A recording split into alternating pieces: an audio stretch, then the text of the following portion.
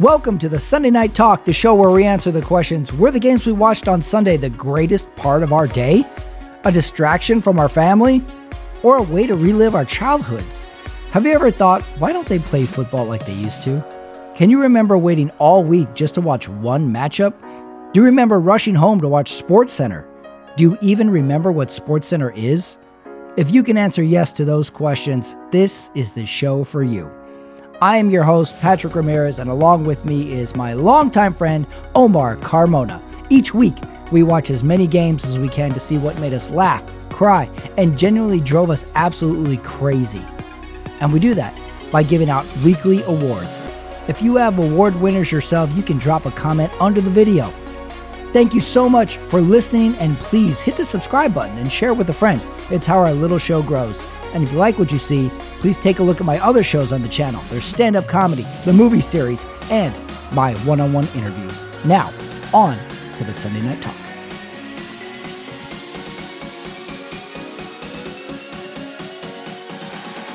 Welcome back, everybody. It is 10:25 Central Time. We just wrapped up Sunday night. This is the Sunday Night Talk for Week 7. Omar Carmona is here. It was a very tumultuous Week 7, depending on what team you root for. But like every week, we're going to go through it all. This is a special one, Omar, because you actually went to the Monday night game last week. We're going to get your thoughts on that. We're going to talk about our games today. I'm going to try and skip through my game as quickly as possible. Oh, come on. And in the Sunday night game. So let's do a quick little touch-up since Sunday night just ended here on the show like we do every week. Your team, although I'm a little unsure if this is your team because I don't understand your clothes tonight.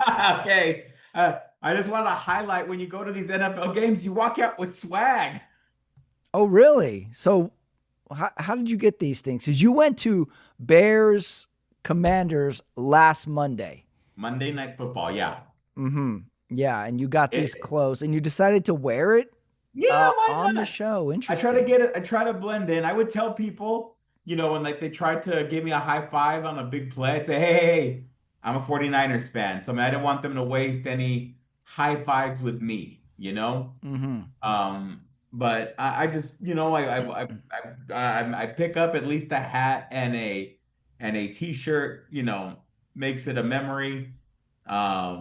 The other day, a few months ago, went to go see the Red Sox play. Of course, that is a team I like. And so it was nice to get swag there. Got some swag at the Mets. So it's nice to pick up this stuff from the team shops. I'm a little surprised that you could wear another NFL team's clothing. Yeah. I mean, I can see baseball, I can see some basketball, I can see college, but just it just seems a little unnatural to me. It doesn't seem like you have a problem with it. I don't think I'd go out to to watch a game with, a group of friends or family and, I'll go to a bar wearing something else, other than 49er gear. But, to go to sleep in, why not? Oh, okay. Wow. Well, it seems like this game really made an impact on you. So why don't we start there? Last week, Bears, Commanders, you're physically at the game. So we watched the Bears win. They won today. So what were your impressions of actually physically being at an NFL game? Because we watch it on TV every week, but being there, what jumped out at you? The stadium is an older stadium, so it wasn't very nice. I know it's a stadium that fans have been, obviously Washington's wanted a new stadium, and I think they're going to get theirs by 2030. From what I read, but this is an older stadium. Of course, this was a stadium that, saw most of Dan Snyder's, ownership years.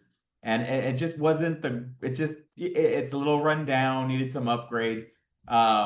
We had very good seats, club level seating, but it wasn't that great because we'd have to go really far to get the perks of the club level. I know that sounds real bougie, but it just wasn't very convenient. I see. So, all right. So this is a good, honest Yelp review of the stadium itself. It's kind of interesting. A lot of people in my world in the last 7 days went to a lot of NFL games. You went to Monday night, Bears, Commanders. My sister-in-law went to Bears Saints today. Uh, my cousins went to Cowboys Commanders today. So a lot of the family tree is spread out and going to NFL games this in the last week or so. So this is very interesting that it kind of has come in clusters like this. Do you So, see yourself going to another NFL game anytime soon that say would not be a 49er game? yes, in a few weeks I will be at Steelers at Chargers in SoFi. Really? You're going Yeah. to Steelers at Chart? Well, this is a big game. And any reason why you're going? Is this convenience? This sounds like a good game. Works with Yeah. schedule. What's the idea here of you going to non-affiliated team games? The girlfriend wants to go. She's a Steelers fan, so I figured I'll go. Oh, okay. So I gotcha. So now you can kind of pair your fandom Yeah, for with sure. other people. All right. Your video said, yeah, you didn't like the stadium. They were hyped about their team, but not overall impressed by it. So, what was the feeling there with the crowd and their commanders? You said I will. they love their commanders there. I will say this, it was a very nice crowd. They were very nice people. I thought the Washington fans were very nice. I thought they treated the Bears fans with a lot of respect and vice versa. Obviously, the Bears walked out, with their Bears fans walked out with their heads hanging a little higher. And because it was a disappointing game for Washington, Hmm. they had a chance to win that game. But at the end of the day, very nice people. So I bad stadium, but I was enjoying the people. Oh, okay. You enjoyed the people. Did you like commingle a little bit with commanders fans and Bears fans It there? was really cool. Made a 12-year-old kid's year. The referee, or one of the I think it's one of the sideline officials, who'd been wiping footballs all night, from the sideline and sending them back into the field of play. I guess he was using the same, NFL Shield towel. He ran to Camilo, who was in the front row behind the Bear Stadium, and gave the kid a dirty towel. And like, I was Camilo like, is your son for the listening yeah, yeah, audience. yeah, yeah. It was just a cool thing. I mean, obviously it's like just a dirty, trashy towel, but Oh, good fan experience there that Camilo got to take home a part of the game, an NFL seal official yeah, hand really? towel, A game used towel. game used towel. Wow. So you even walked away with something from the actual game. Not Yeah, bad. yeah. Pretty good. How did your kids do at this game? Were they They, interested? Did they get bored? Cam was Lulu did well. She's a 9-year-old girl, and she really did enjoy it. But she loved the cheerleaders. We had a seat, and we can see what was I told you. I think we saw Laura Rutledge. Does that sound right? I Yeah, think one of the sideline reporters. It yeah. sounds like it. Who very pretty girl, but I on TV just looked very different. And then when I saw in person, I'm like, interesting. Oh, really? What do you mean by Look, that? I don't Yes, want you're to. very critical of women's looks No, but on I the shouldn't be. TV But I'm just saying versus. I'm not critical. It's still a very, very, very pretty girl. I'm just saying it just was a lot different. What do you mean? TV makeup stuff? Yeah, I think makeup very Yeah, different. yeah. They put on like this TV face, and especially for women too. Like it really gets done up: hair, makeup, eyes, lips, cheekbones. So when you see it with the natural eye, it does jump out. Okay, well we're gonna have to bring up some pictures of Laura Rutledge in the future. It was an interesting game. I thought it was a good game. Um, but I don't want to say this. Um, I didn't know what to expect at this point, Patrick. I'm trying to, I know it's a third quarter, right? Mm-hmm. Yes. I got to get settled back in. I had to go for a beer during the third quarter. See, I'm the dad. It's like I got to kind of get moving, you know? What do you mean get moving? Like third quarter? You're already getting ready to leave? What are you talking about? Oh, no, no, no. I'm trying to, I don't want to say this.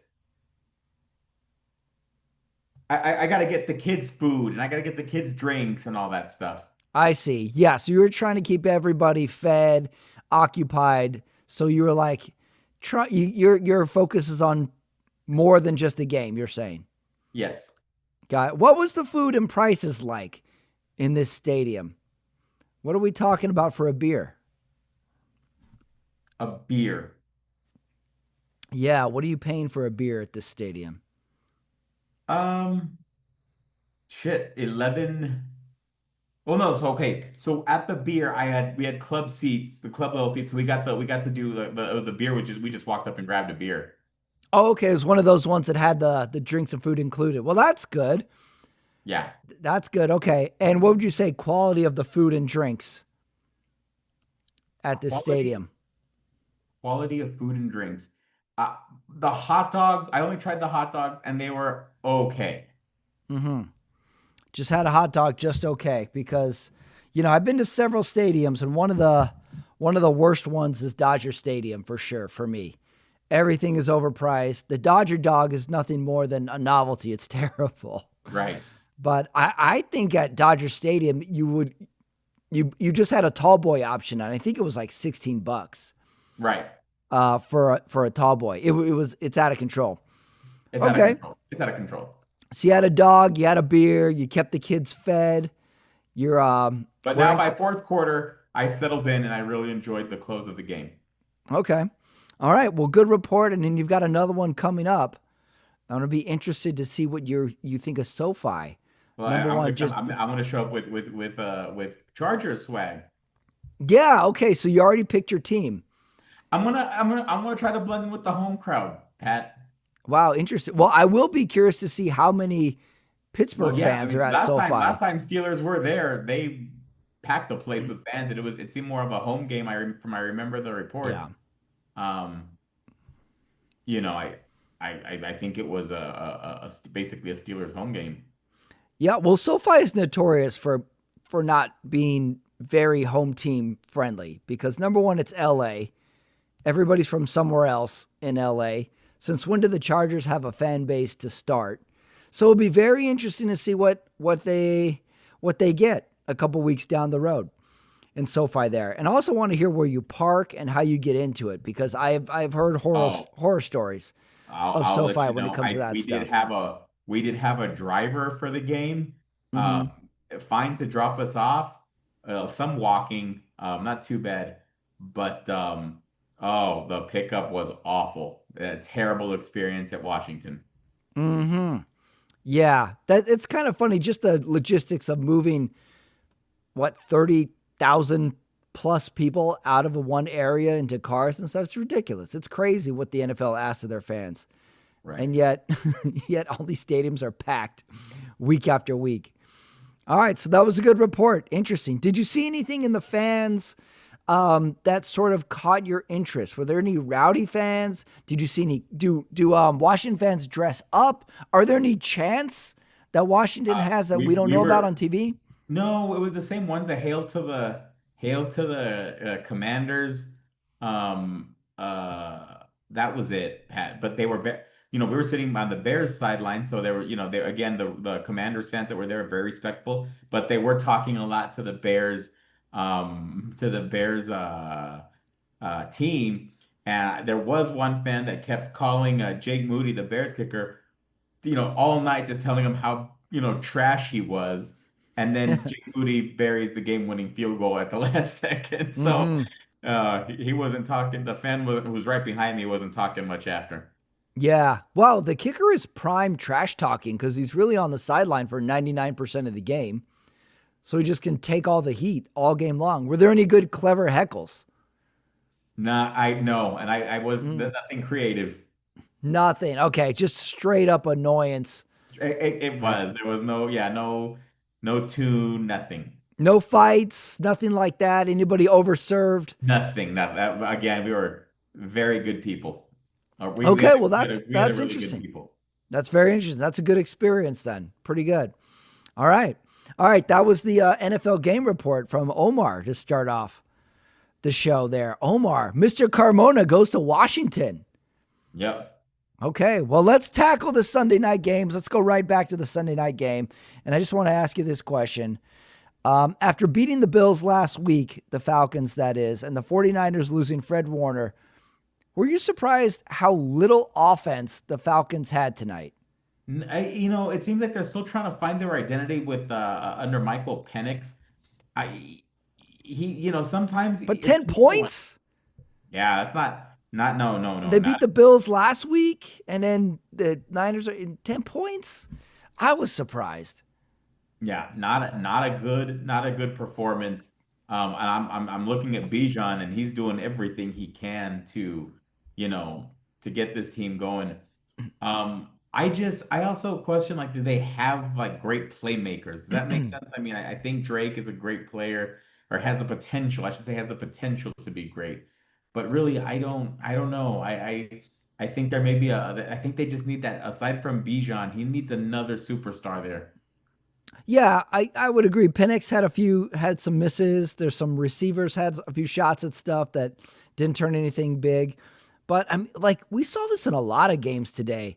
Like it's obvious San Francisco is in control of this game, the whole pretty much the whole game, but Atlanta still had a window to win this game. We saw it even in the Bears Saints game. At one point in that game, the Saints had a window where they could have made a move in this game. The biggest example, of course, is the Denver one today. But Atlanta had a window at which they could have made this game interesting. I wrote it down. Their last offensive possession, they're down 10, and there's like 4 minutes left. And right when they get to the 50, they've got an incomplete pass that they kind of rule a fumble, and then they look at it, it's incomplete. Then they have a sack. Then they have a huge miss from Penix on the sideline there that he overthrows to a wide open guy. Then he throws a jump ball pass, which even if the receiver caught it, was going to land out of bounds. And it's fourth down, and he throws it in the dirt. So Not not yeah. even not even an offensive threat in that last possession. And the biggest one is that Penix miss. So let's Let's flip it flip the it. flip it Let's the flip other it. way. The 49ers 49ers. won a tough game, not an easy game. Patrick, that when I heard the defensive intros on the the NBC player intros, not good, man. Like I don't recognize any. I don't see playmakers. I see guys. You know how it says their rating. It'll say Mm-hmm. 43 out of 112 graded cornerbacks or whatever it is, linebackers. There were like five guys that didn't even have a grade. Yeah, it was.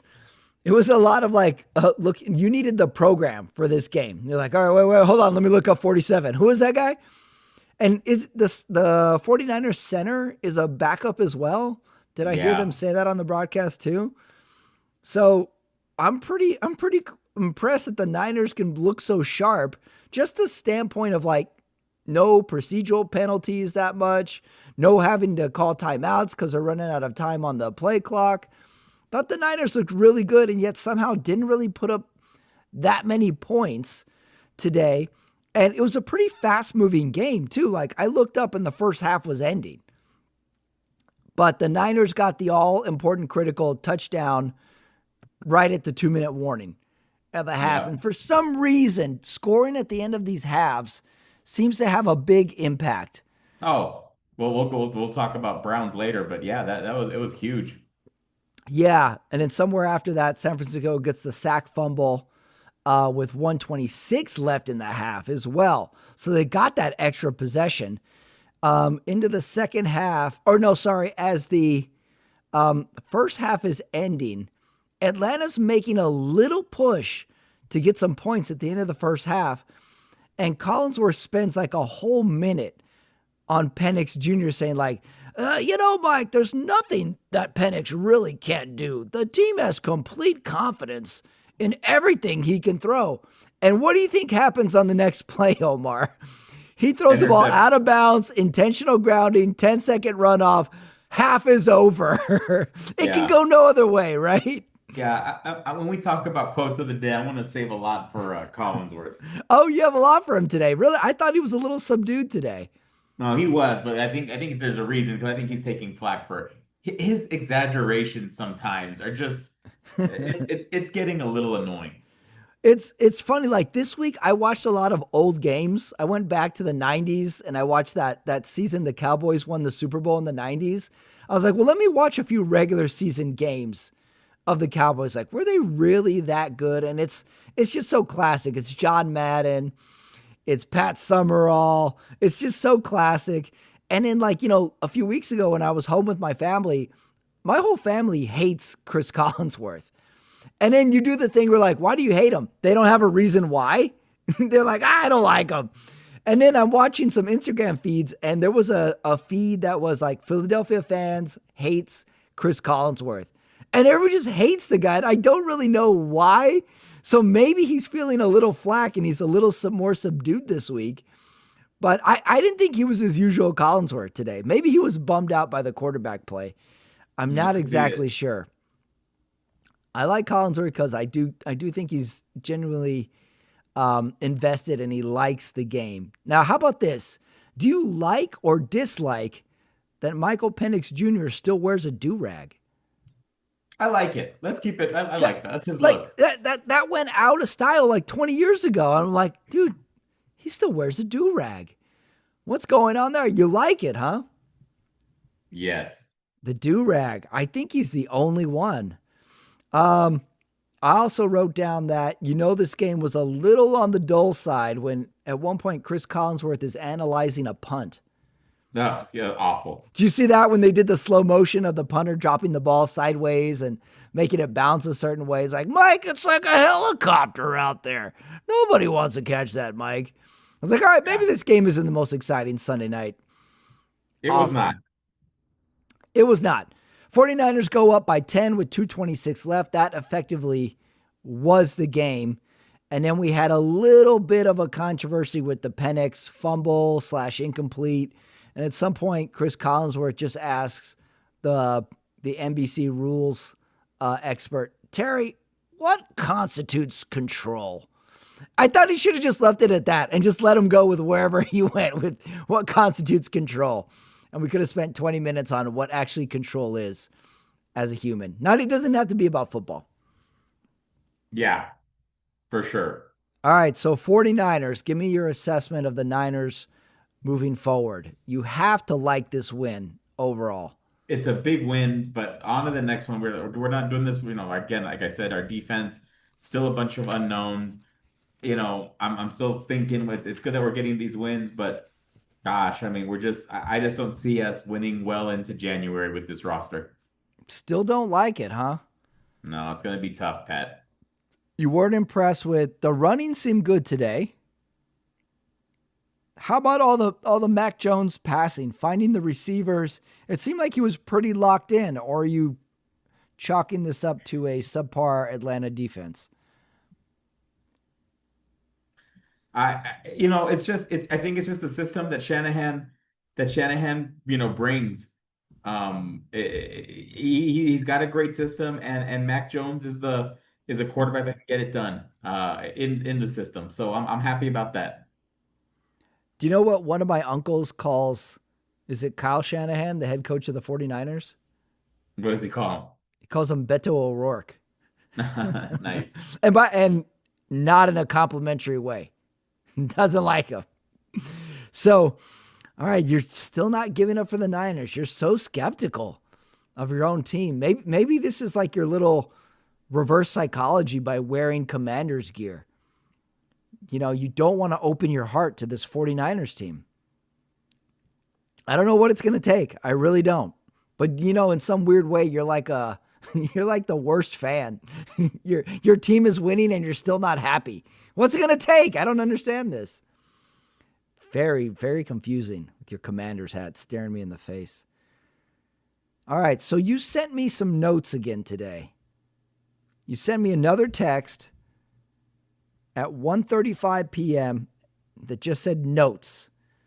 So let's read the notes again. First of all, you started off with Panthers Jets, a game that I wasn't sure anybody was watching, but apparently you were. And you wrote, Panthers Jets, Fields too inconsistent. He can make big plays, but not consistent. We are all rooting for him, but is it time for the Jets to start thinking about a franchise QB? All right, Yeah, for sure. you need to explain this text to me. And first question is, when was Justin Fields consistent? In order to be inconsistent, at one point you were consistent, right? When was No, this time? no, I think that, I think that sometimes we see some great plays he makes with his legs, that he can extend a drive and if the defense lets him, out of the corner, and he's very dangerous, and sometimes, man, he's got some zip on the ball, but then just a lot of times it's like, all that talent and just can't get an offense moving. And this was like his, he went to Chicago, and he was in Chicago, went to Pittsburgh, now with the Jets. I just think now this is his third franchise, and now I think he's got to be satisfied, and teams have to look at him like, if you bring him in, it is because you need a backup quarterback, who will be ready. Okay, so I think now they're going to go with uh, Tyrod Taylor, and you can't say he's a franchise quarterback either, and sitting at what are they, The what are they, Jets are 0 and winless. 7? They're 0 and 7. Yeah. Yeah, I mean, sitting at 0 and 7 at this point, let's just tank it and see what we do. We got to get a number one pick. Yeah, well, nothing good is happening there. The only thing I would say is he's had a lot of coaches. He's had a lot of offensive coordinators, had a lot of coaches. He's been on a lot of bad teams. Have you seen the Instagram feed that is titled Justin Fields Doesn't Like to Throw? And it's all these videos of a wide open receiver, him seeing the receiver and pulling it down and still running. It's Yeah. like Fields doesn't actually like to throw the ball. Yeah. Yeah. Crazy. Yeah, it's rough for the Jets. And if it wasn't for my Raiders today, who also had it rough, I would say we were the worst team in the NFL, but somehow we won 2 games, so I still have to put the Jets below us. But if the Raiders played the Jets, I might have to walk around the block and not watch that game. I don't want to see it. Well, but on the flip side, hey, don't look now. Panthers are 4 and 3. All right, that was my next question. I wrote Carolina 4 and 3. Any interest? Can I interest you? Can I interest you in some Carolina Panthers, Omar? I may be watching some Carolina Panthers football the next few weeks. Do you think they can make a run at a wild card? Can they? What can they do? I'm just saying they seem a little more exciting right now. What do you think their ceiling is? Can they get to a wild card spot? Maybe, Patrick. Maybe. That's about it? Okay, so you're going as far as a maybe on a wild card. Yes. Yeah, okay. So little interest. So like the Panthers are like maybe an appetizer, maybe some calamari. Like, can I interest you in some Carolina Panthers? Anybody else at the table want some Carolina? Yeah, I'll have some if you're ordering it. Okay, let's get it for the table. Take some Carolina. Okay, all right. Your next note is Saints Bears. Rattler can't lead a franchise. Caleb looking like a pro more and more. So, high on Caleb, down on Rattler. Seems like Rattler went to the same quarterback school as Fields, or maybe more Penix. Because Rattler has some good throws every now and again, but he misses a few of them too. I thought this was his best game. So, Rattler can't lead a franchise. What do you mean by that? They're going to deal him, bench him? Another quarterback that I just think, looking at him, if you're taking him on as a player, it's because he is going to be a backup quarterback. Yeah, well, I mean, maybe that's 80% of the league. Like, this is our quarterback for 1 to 2 years, and then we draft. 1 to 2 years, and then we draft. 1 to 2 years, and then we trade. I mean, don't you feel like that's a majority of the league? Yeah. Anyway, how many franchise quarterbacks are there in the league? 4? Right. Not that many. It's really hard. All right, so Rattler, no go on that. And then what about Caleb? You're kind of high on Caleb. You've watched him for 2 games. I'm high on the development Ben Johnson has with Caleb. Did you like him today? I liked him today. Mm-hmm. Now, I'm also watching my Sunday ticket from a plane today, and I did have Wi-Fi, so it was great, but I would get frozen every now and then. Okay. Well, great feat by Caleb, and he's perfected that roll to the right, Yeah, and throw a bullet down the sideline. he's got a strong arm. There's nowhere he cannot put that ball.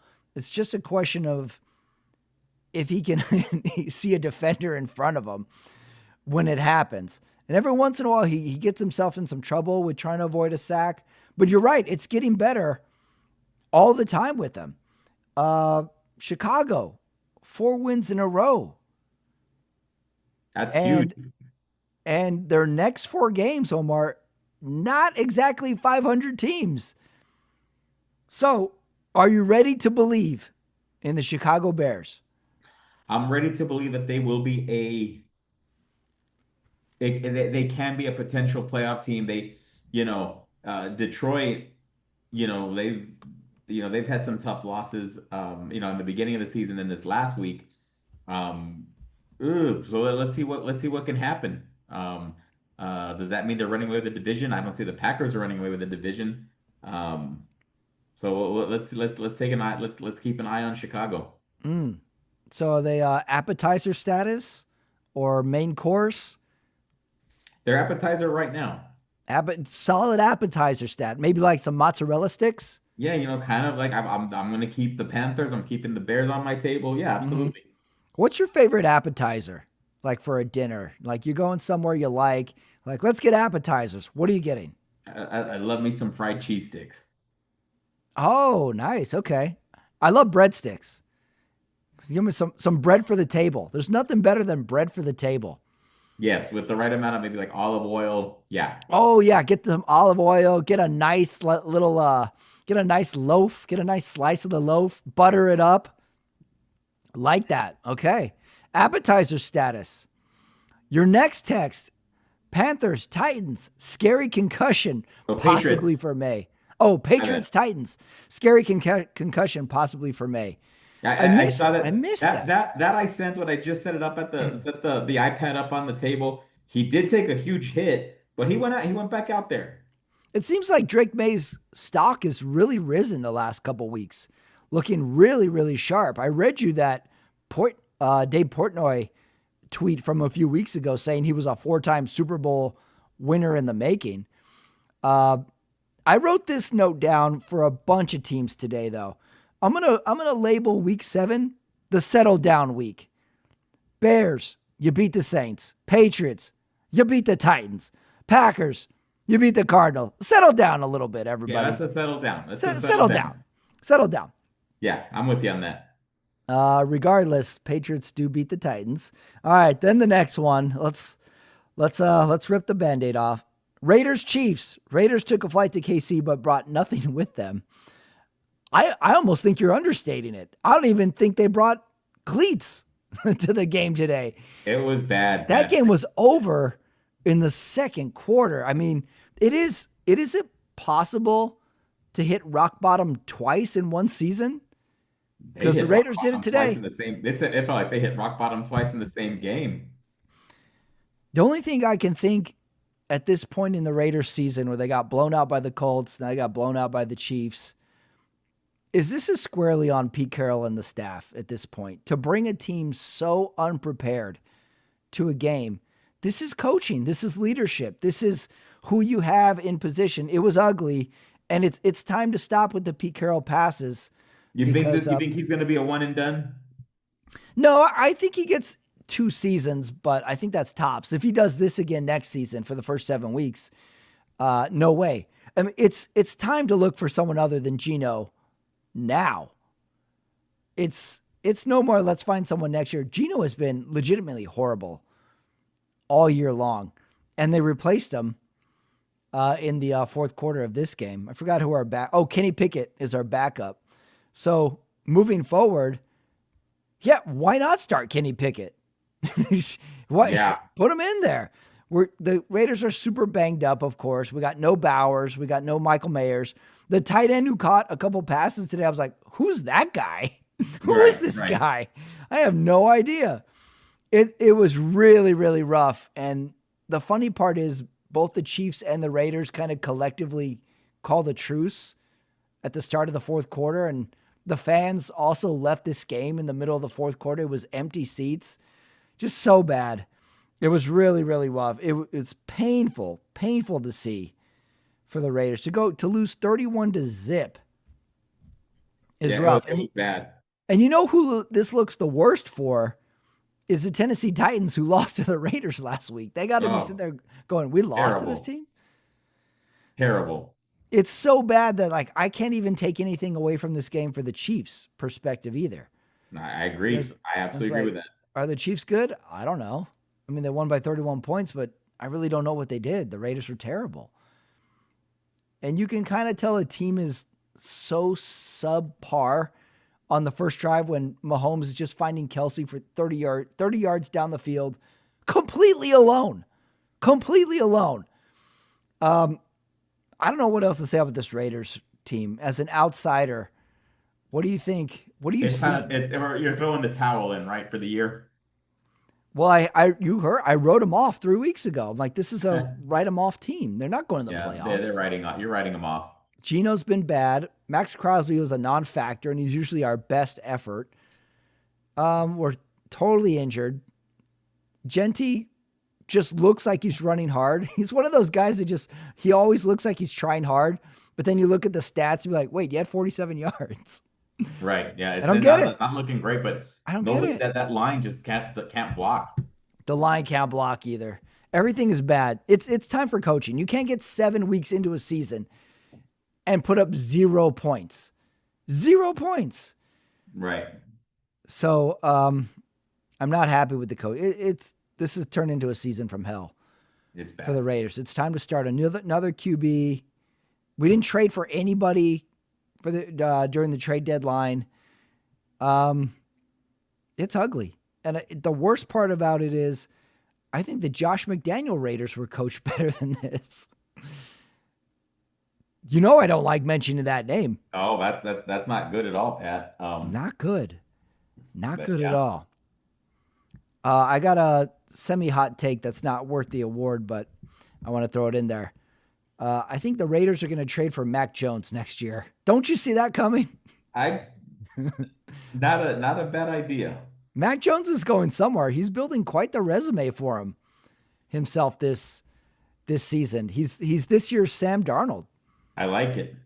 The best thing too with Mac Jones is like there's no pressure. He's like, when Purdy's healthy again, he can go right back. That could be a fit. Come back in, and then I'll go right back to backup status, and my agent will be on the phones, and we'll find me a nice little contract for next year. Could Bill Belichick be in the running for taking over for Pete Carroll? Oh yeah, I mean that's definitely worth talking about. Was it you who sent me the video, the hot mic video of him and his girlfriend talking? Yeah, dude, what was that? That was great.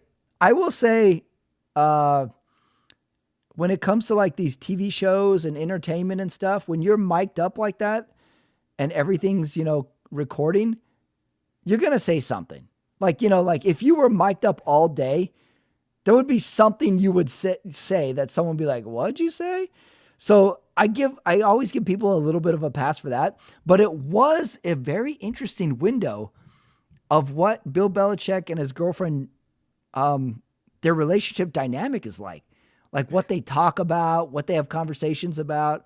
They're like locked in about graphics. But it kind of seems like it seems like the old Belichick would have thought this girl was a moron. Yeah, I would have agreed with that.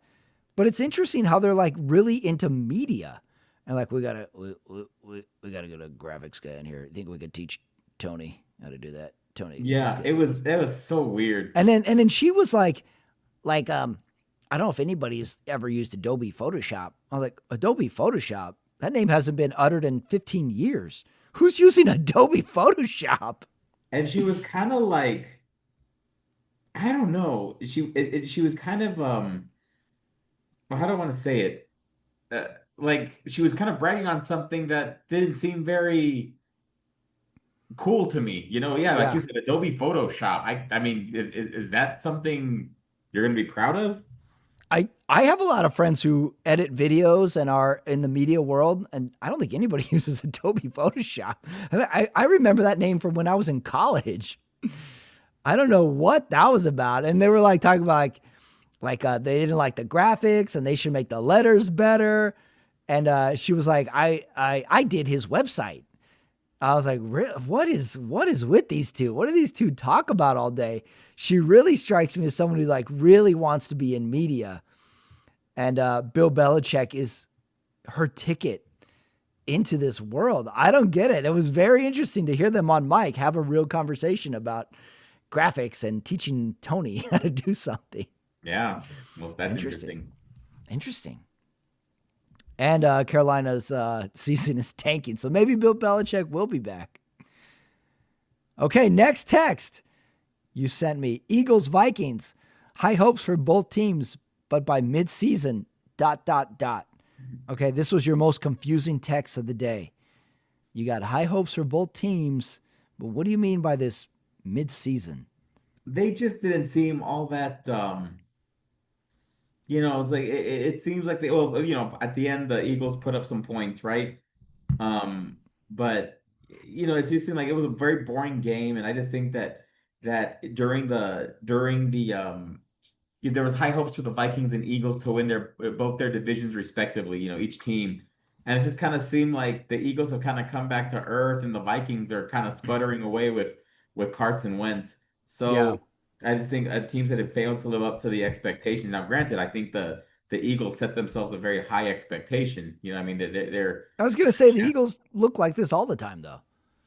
yeah, But they showed some, when they needed it, the Eagles showed some offense. They went down the field when they needed to. So I thought that was a little bit of a surprise from them.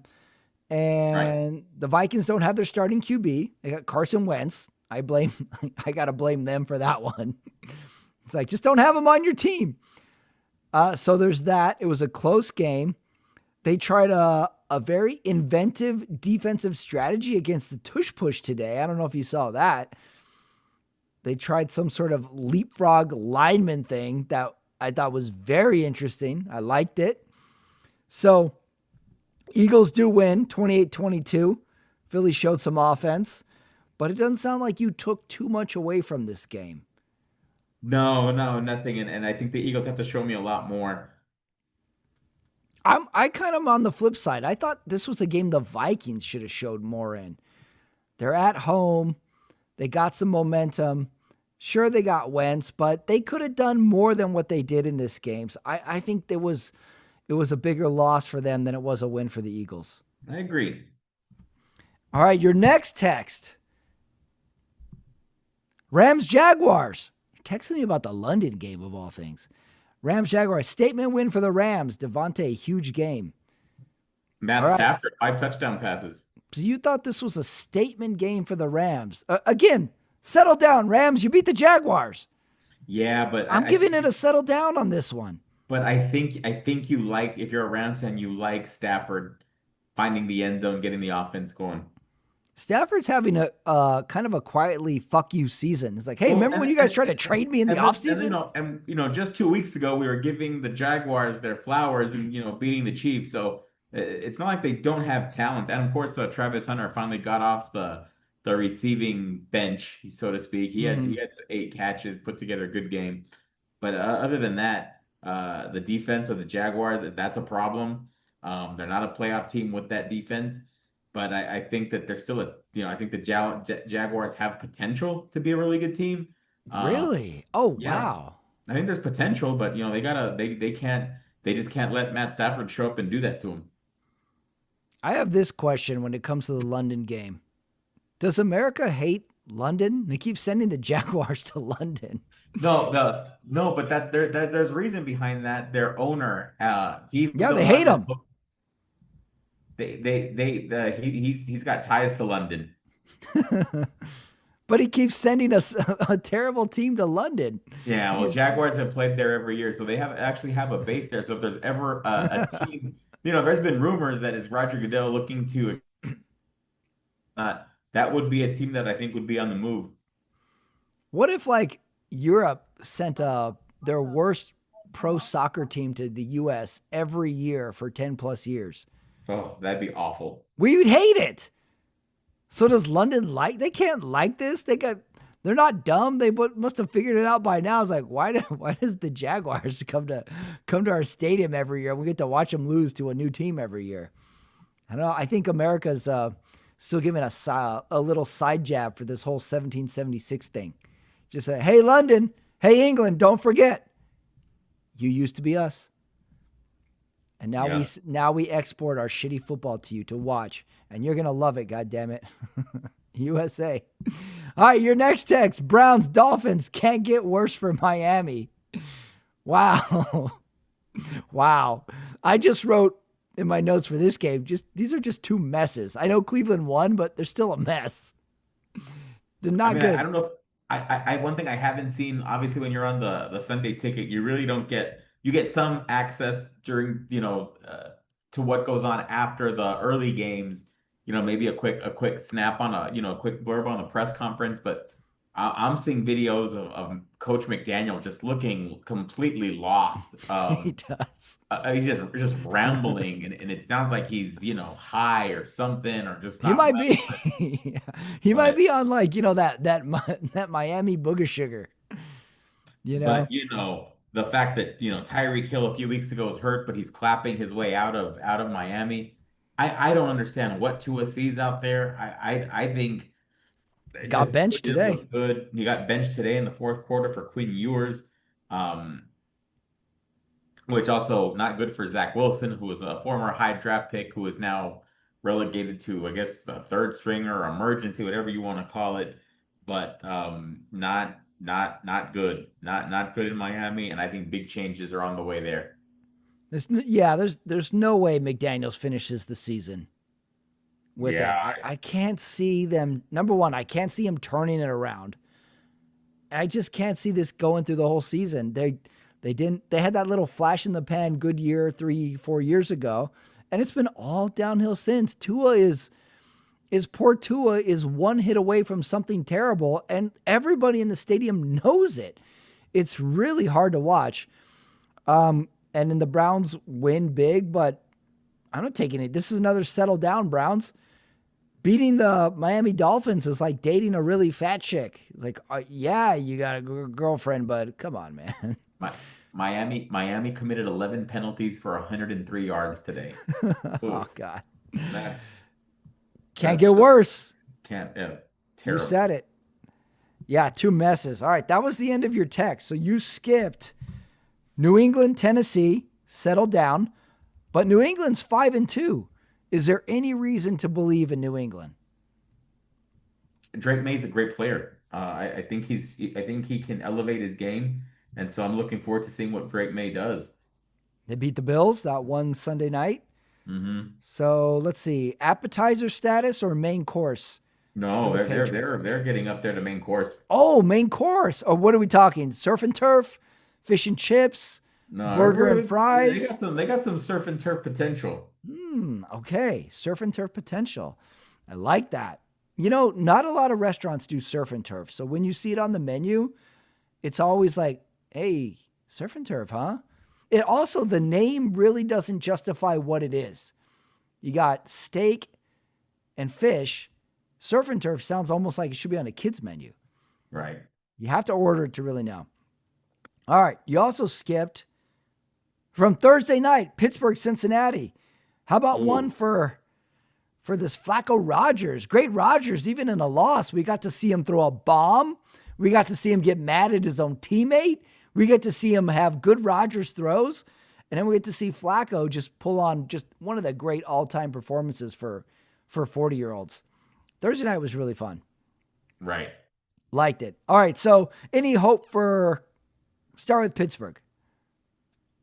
Oh, Patrick, they shouldn't have lost that game. No, they shouldn't have. And now when we're talking, Joe Flacco moving up and down that field, and just Jamar Chase just showing the superstar he is. Pittsburgh can't lose that game. I did see. I mean, they were, even Aaron Rodgers. Aaron Rodgers. He's just so serious to the end. He did not appreciate getting tackled by his own offensive lineman He was celebrating pissed. the touchdown. But Pittsburgh can't lose that game. Cannot lose that game. Even in celebration, there's potential for Rodgers to get mad at you. Yeah. Also, it was funny that Flacco's reaction on the sideline when the field goal is good, just emotionless. He's just like, all right. Just didn't really have a reaction. He's like, yeah, I got the win. All right, cool. Great. Had a good game. Really, really like perfect Thursday night game. High scoring, back and forth. Would you choose one or the other? You got to choose one team moving forward. Would you go Pittsburgh or Cincinnati? No, I'm not. I can't choose Cincinnati until Joe Burrow is back. So right now I got to go Well, with that's not going to be Pittsburgh. till next year. No, they say maybe December. Really? Oh, I didn't hear that. Okay. He was in a pretty big boot on the sideline.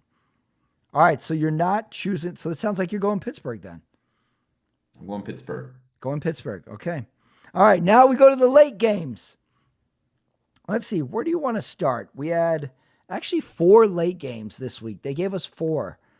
And we had New York Giants at Denver, which I think was the game of the day. Game of the year. It's going to be in Maybe even the year. top 5. It's going to be in the game of the year category.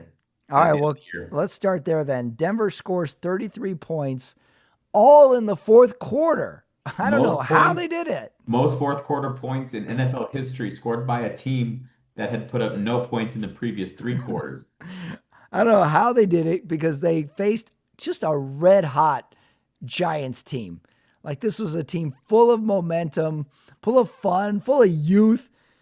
And at one point, the Giants go up, they score a touchdown. It's 19-0, and they elect to go for 2. They don't get it. At the time, I thought it was dumb.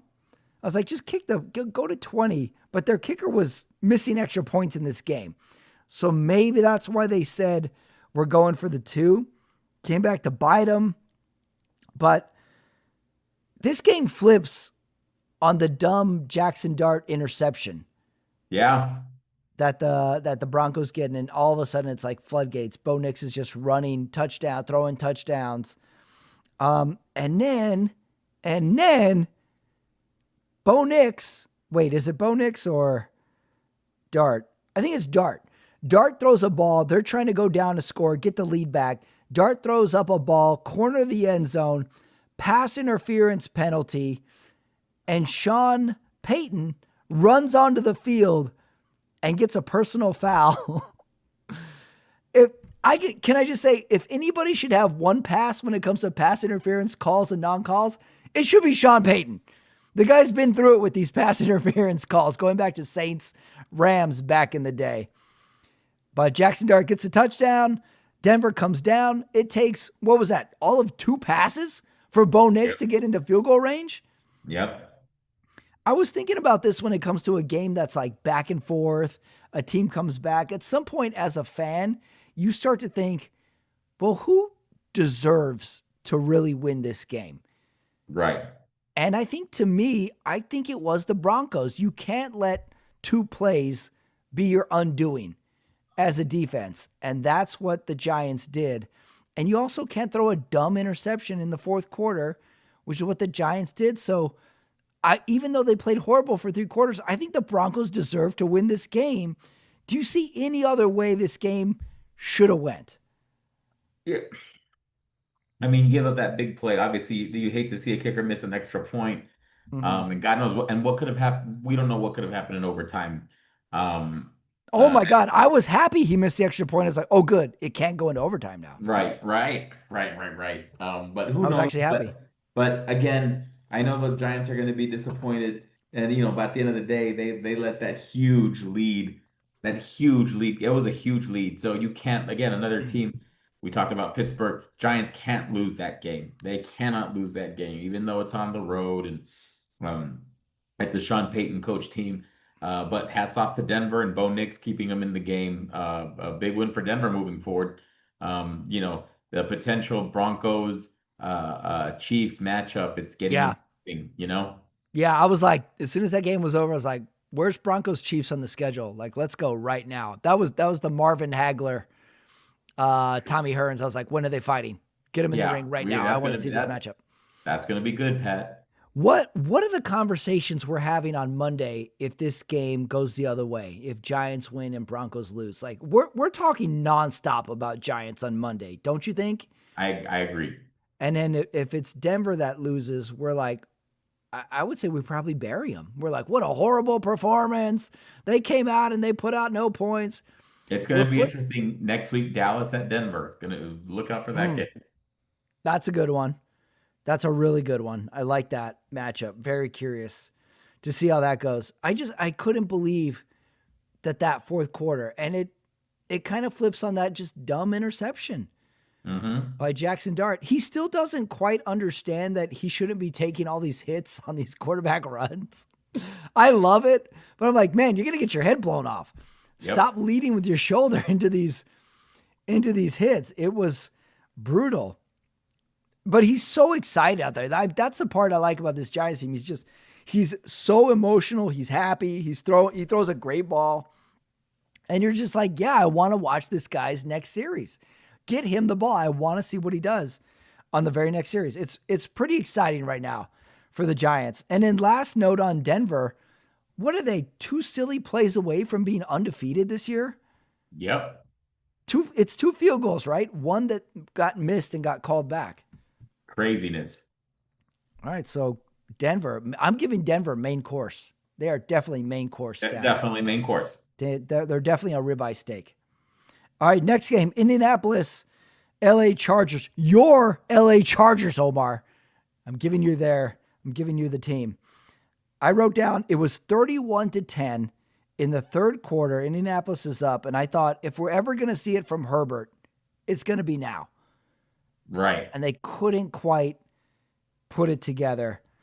So I'm a little bit more impressed with the Colts win in this game over the Chargers. Is it for real? The Colts? Could be, Pat. It could be. And they're just looking, that running game is looking pretty tough to stop. Running game was very good today for the Colts to go across country and to run the ball like they did, to be up 31-10 at one point. And then the Chargers, like everybody gets a shot to come back in these games. For the Chargers to make a run at them, and the Colts were like, nope, how about we sack you 2 times in a row and this game's over? Yeah. What'd you think of the Chargers uniforms? I think the Colts trolled them by putting Gru wearing a Colts cape and standing over the yellow minions. Minions, that's a good. I was looking at them for like 20 minutes. I was like, what color is that? Is that orange? No. Is that yellow? No. Is it a grapefruit? I don't know. I settled on Sunny D. Those are their Sunny D uniforms. Okay. I think only color. I think that's fair. Yeah. All right, next game. Washington at Dallas. Ramirez's were at this game. A Ramirez sighting. Yeah, we had a Ramirez sighting. So they went to the game. Dallas wins 44-22. Pretty much a dismantling of Washington. Very much in the first half. Jaden Daniels goes out with an injury. I'm a little nervous for Washington. It feels like they're at a serious crossroads right now, Washington. Oh, Patrick, they can't let Dallas put up 44. Although again, Dak Prescott's playing really well. But that's a tough loss, and they just never seemed in it. Yeah, if you were to write the script of what Dallas needed to do in this game, they nailed it all. Dak was MVP Dak, and the defense from last week got lit up. The defense was really, really strong today. They improved in both facets today. Pickens is catching everything. CeeDee Lamb is back. And I texted our friend Diamante, occasional contributor to this show, and I send him a text every now and again just to test the waters. And I write him, hey, what are your feelings on this Dallas team? Playoffs? Yes or no? He writes back, this is Dak's MVP season. Oh, get out of here. And I'm like, whoa, settle down. And then I watched this game today, and I think Dak made a case for it today. So this was MVP Dak. This was him given, if he's running for president like Baker last week, this was his Iowa speech. He rallied the crowd. What do you think? What do you think of this Dak MVP talk? That's nonsense. You don't think he had a good game today? No, it's ridiculous to even think this is a consideration. No, not his MVP year. Not his MVP year. So you're not impressed by the 44 points they put up, his presence in the pocket today? No, not believing. I'm not impressed with Diamante's opinion. Oh my God. What? Come on. You're a Commanders fan now. Jeez. Okay. So no on that. I think he put up a pretty good start to MVP candidacy today, though. That was a flawless performance from him. And in the last game, Green Bay at Arizona. Like, this is an odd rivalry, these two. They always play tough. Arizona doesn't seem to win a lot of these games, but they always play them tough. Strange rivalry. And this was my settle down game. Like, Green Bay, come on, settle down. I don't know how impressive you looked in this game. Were you impressed by Green Bay in this game? 27-23, they get the win. And Arizona No, they had one more drive at it, didn't complete it. I think we already said it's one of those things. Just settle down. You know what I mean? Settle down. Still Jacoby didn't. Brissett is your quarterback. Settle down. Yeah, still didn't look great. Didn't look great. Maybe the travel. Let's blame the travel on this one for Green Bay. Like they looked very, very average today. And yet they still put up points, but we've seen Arizona play this year. You should have won by 10 plus. All right, so we're in agreement. Disagreement on Dak MVP, agreement on settle down Green Bay. Right. Okay. All right, well, those were the early games. Those were the late games. There was a London game. There was a Thursday night game. So before we get to the awards, it's time for a little trivia, Omar. You went to Washington. You're wearing Commander's gear. You took into town. Did you do some sightseeing of our nation's capital as well? Did see some sightseeing. Liked it. Oh, very No, nice. but it was sad. It was sad because of the shutdown. Oh, yeah. You saw a lot of government employees walking around. Well, it just wasn't, couldn't, we had plans to go do a night tour of the Smithsonian, and that had to be canceled. Like the museum's closed because there's no. Yeah, I mean, yeah, right? the Smithsonian's closed.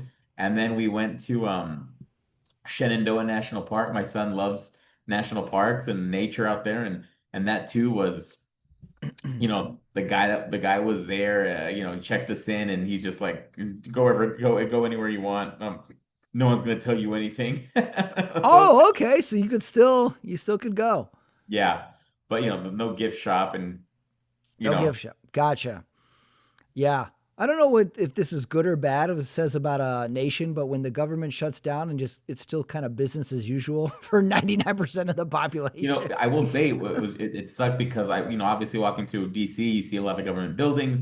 It was sad because you see a lot of these the windows are open. I mean, yeah, the blinds are up, or no curtains in a lot of these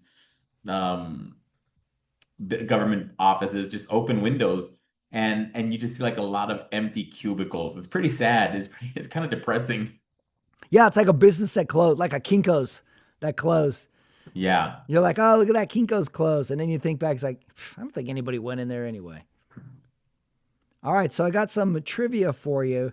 And this is a U.S. history, America political trivia for you, Omar. Okay. I'm going to tell you right now, everything on this list is going to be controversial. Oh. So we have some very, very poignant questions that I'm going to ask you for political trivia for Omar Goes to Washington. Political trivia. Here we go. Are you ready? Let's do it. All right. Trivia music. Here it comes. All right. Question number 1. Going to start off easy. President John F. Kennedy. What does the F stand for in John F. Kennedy? Fitzgerald. All right, you're off to a good start. You are correct, Omar. The F stands for Fitzgerald and John F. Kennedy. All right, question number 2. I got a quote for you, and you got to tell me who said this quote. The quote is, "The 9 most terrifying words in the English language are, I'm from the government and I'm here to help." Okay. Was this quote from Ronald Reagan, Barack Obama, or Donald Trump? Repeat it one more time. The 9 most terrifying words in the English language are, I'm from the government and I'm here to help. Ronald Reagan.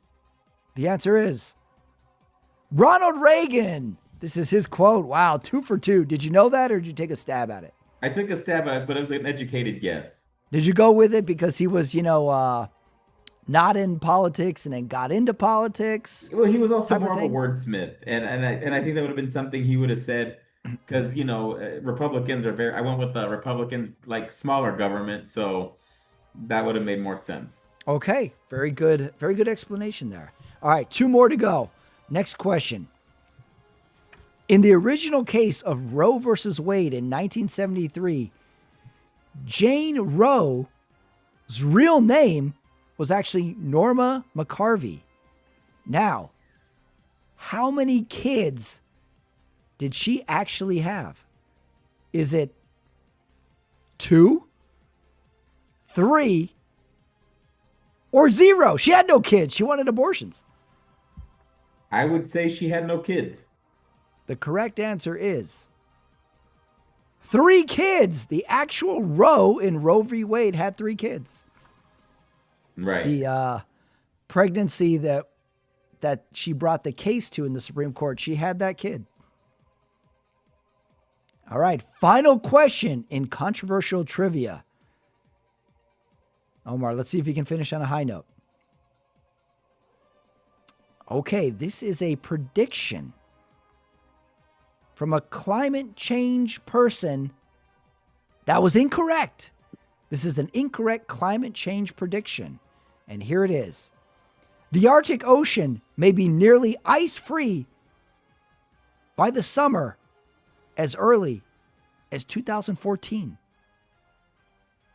Well, we weren't ice-free by 2014, but who said it, Omar? Who said the Arctic Ocean would be ice-free by 2014? Was it Al Gore?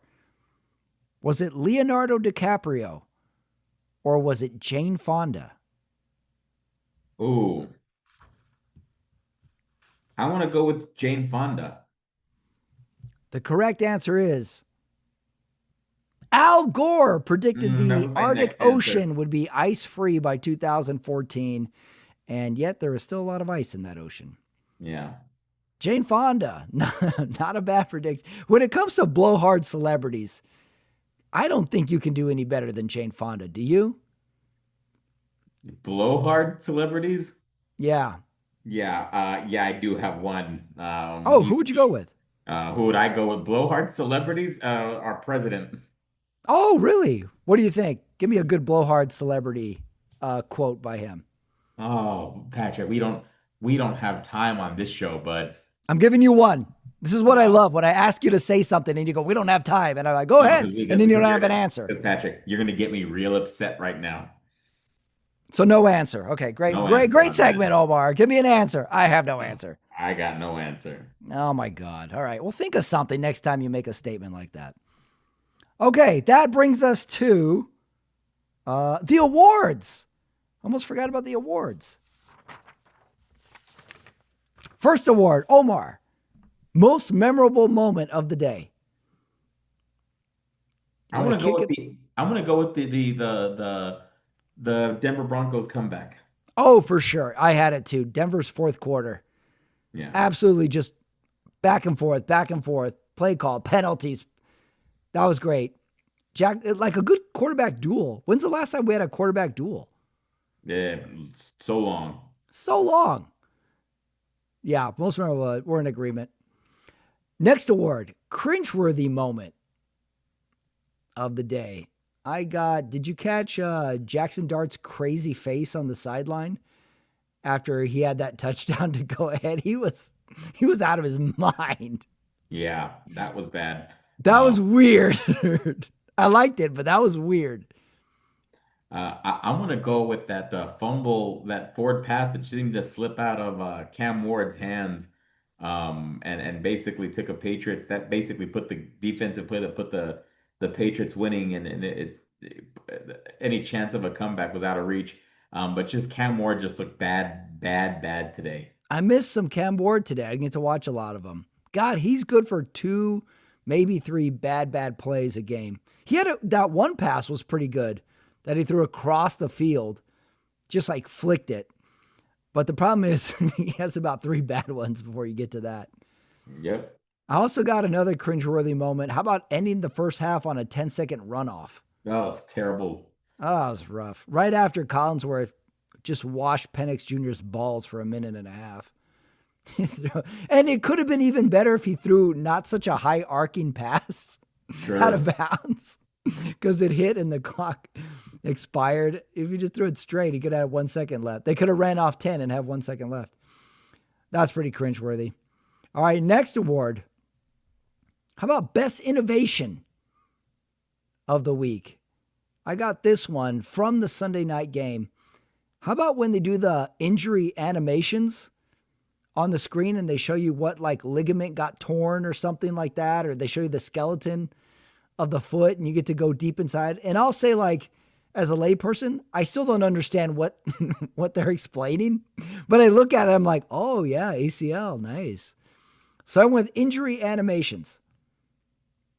I like that I because I was sitting again right behind the Bears bench. We were actually right behind the blue tent.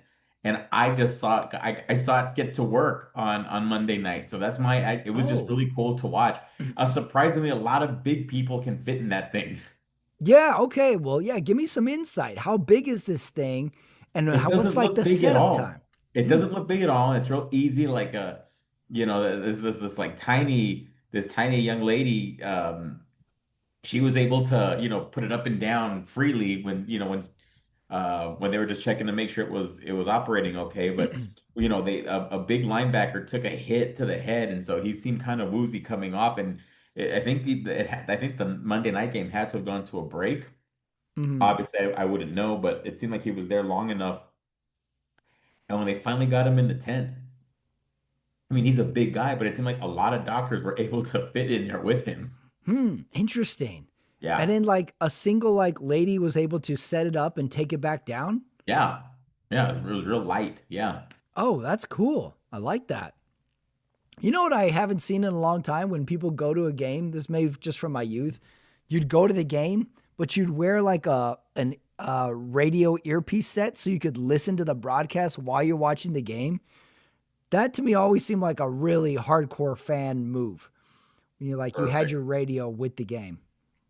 Yeah. Oh, the blue tent. I got another innovation. It's not an innovation, it's more of a hope. There was a play in the Saints game where they're sort of making a little comeback and they did a pass, but the play was the receiver catches it and throws it across the field, tries to lateral it, but like across the field. And they completed it, but they called it an illegal forward pass. And on the replay, it was really close to being forward or even with the line of scrimmage. So now that the football has a chip in it, don't you think we could figure out if it's actually a lateral or a forward pass way easier now than just replaying it and hoping we have the good angle Yeah, it seems to like it? it, right? So that's my hope. It's like let's utilize the chip some more with it. Okay. We're already virtually measuring things. Okay. Why not put that into effect with the chip? Okay, next award, the hot take award. Mine's pretty hot. Let's And it go. is. We had the London game today. I think every team in the NFL should have to go to London at some point. Doesn't it only seem fair? Like everybody gets half the games home, half the games away. Why is it that some teams have to go to another country?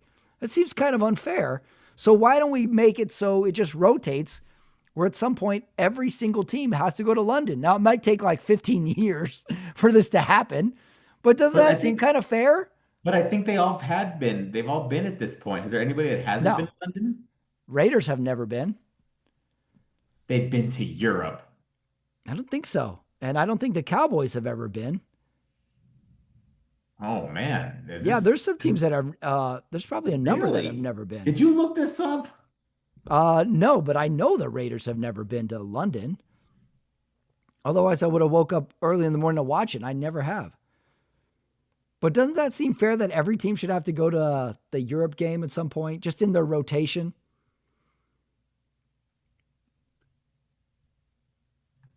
Okay, so they got.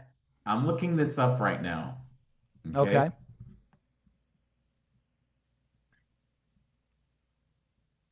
The Green Bay Packers were the last team to play a regular season game outside the US. Now, I don't know if that means London, because there have been a Mexico City game. Do you remember the Patriots ever going to Mexico Mm-hmm. City?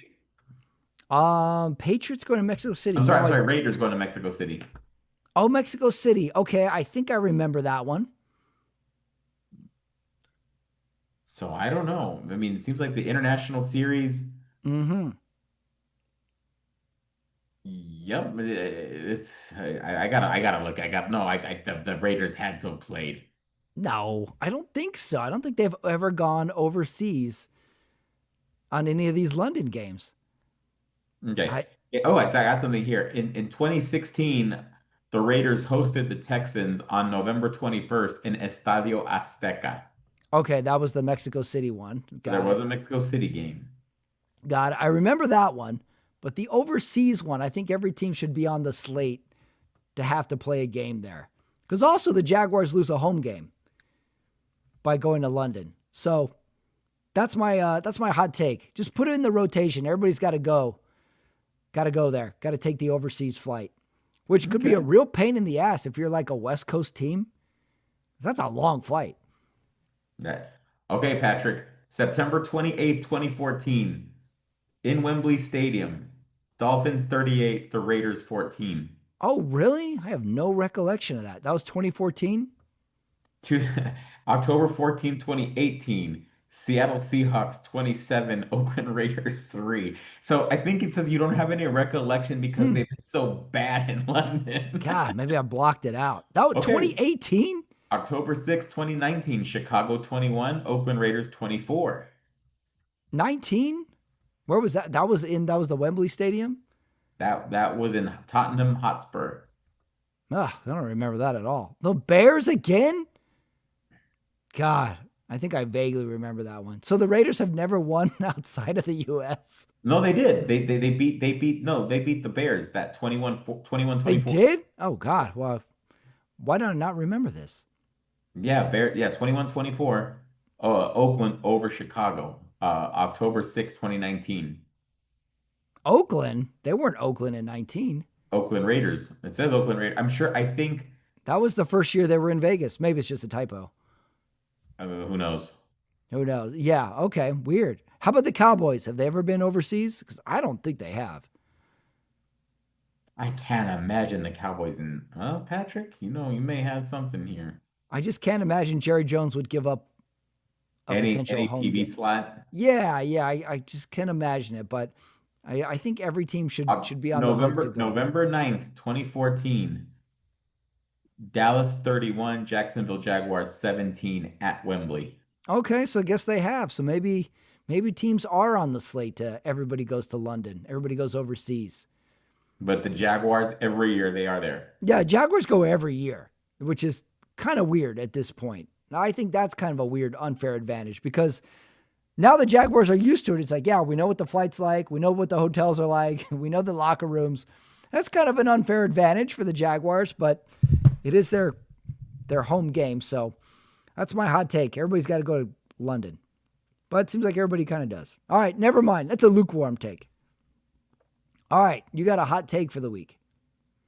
I was after being in DC, went up to Boston for a few days, and there's something in the air in New England. My hot take: the New England Patriots will win a playoff game this year. Oh, that's pretty hot take. Main course, New England right now. Yep, I'm buying.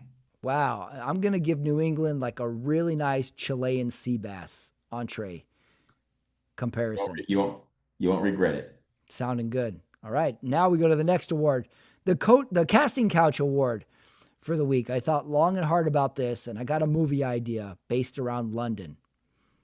We do sort of like a London Has Fallen type of action movie based around the NFL game that's there.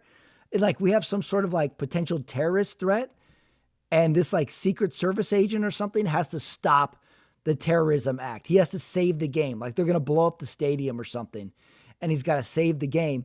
And the main actor, I casted Austin Butler as the main actor. But do you know who his mentor is that's helping him through this? Who's that? Wesley Snipes. Okay. Yeah, kind of the older actor, the older action guy with the newer action guy, kind of like a Passenger 57 type of Wesley Snipes. He's going to show him some tricks, show him some moves to stop this terrorism act and save the London game. I like it. That's my casting couch award for the week. Yeah, plus I did watch Passenger 57 this week. All right, what do you got? You have a casting couch award for the week. Am I casting catch? Because Patrick, this is a football show, but I'm a big baseball fan, and the fact that we are in the pennant races and the conference league championship series, I'm gonna go with Kevin Costner in just about any baseball movie he's done. He's a pretty good baseball movie actor, that's for sure. Baseball. What we got? Field of Dreams, We got Field of For Dreams, the Love Love of the of the Game, Game, and Bull Bull Durham. Durham. Bull Durham. Yeah, yeah. What did I watch of Costner? Oh, Tin Cup. Did you ever see Tin Cup? Love Tin Cup. Tim Cup. Yeah, really like very natural golf swing from Yes. Costner in that movie. So it's one of those movies that's like it's got a lot of flaws in it, but every time it's on, I finish it. Yeah, I it's a have great to movie. finish it. I like the music. It's kind of a secret West Texas fun movie too, because they're in the desert, nothing but dirt. Really fun, nonsensical movie, but it works. Costner always works. Tin Cup. All right, that's a good pull. All right, best quote of the day. Man, I didn't want to put this in because it was from the Raiders game, but I couldn't think of another best quote. There was a part where it's like 4th and 2, and the Chiefs line up to go for it, but all they're doing is like the fake hike, trying to get him to jump off. And Mahomes stands up and goes, "Oh man, this never fucking works." And then he gets back under center and he snaps the ball and they run and they get 5 yards. Yeah. And they catch it on Mike, and even Tony Romo goes, "Oh, they snapped it! They snapped it!" Like Romo genuinely enjoyed it. I can't believe they gave Nance and Romo this game. It's Yeah. like they're being punished or something. I'm gonna go with it. I want to shed light on anything. I'm at the point where anything Chris Collinsworth says, any quote, I'm not putting any more credibility in his. So my quote is that any quotes of his, I'm not gonna listen to. He just, when the way he just loves to talk about Mahomes and makes it seem like we've never seen anything like. And sure, Mahomes is in the conversation for the greatest quarterbacks of all time, but I'm getting tired of the Mahomes love from Oh, Chris Collinsworth. oh, so you're in the anti-Collinsworth camp too, like my whole family. Yeah, not good. Wow, so you're just lumping in all of Collinsworth Mahomes quotes into one as your best Into quote? one, and they Oh should be my banned. God. Wow. Okay. All right. Last award. Who won the week, Omar? I got 2 nominees. Number one, how about Bo Nix fantasy owners? Thought it was dead, and all of a sudden they checked their feed at the fourth quarter, like, whoa, Bo Nix has 60 points. Yeah. And then I had, how about old man Joe Flacco won the week? Oh, that Patrick, I'm gonna have to give it to you on that one. Uh, Yeah, like what a story. I'm gonna second that. That'll be my win of the week. Joe Flacco getting a signature win this late in his career. I still don't think the Bengals without Joe Burrow are a playoff team, but it's nice to see that he'll take home, a nice performance. What could be his last, year.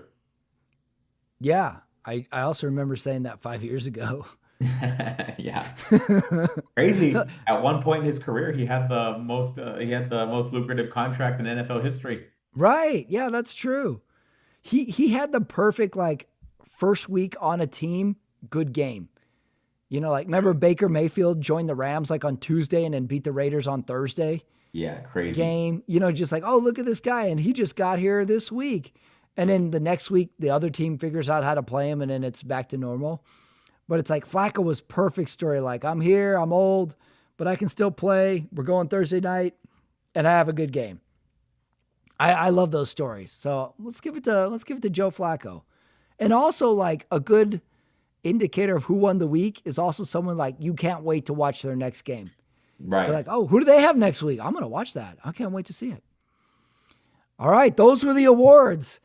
That leaves us with not one, but we got another double header on Monday night, Omar. Let's go with it.